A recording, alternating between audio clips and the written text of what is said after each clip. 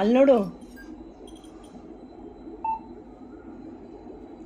ಇನ್ನೊಂದು ಸರಿ ಮಾಡೋಣ ನೋಡು.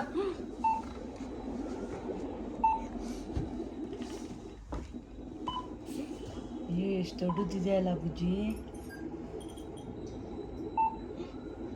ಏನು ಮಾಡೋದು? ಇದು ತಿರ್ಗಾ ಹಾಗೆ ಮಾಡೋದು. ಅಯ್ಯೋ ಒಂದಿದೆ. ಏನು ತಿಂದಿದ್ದೆ? ಏನು ಚಾಕ್ಲೇಟು?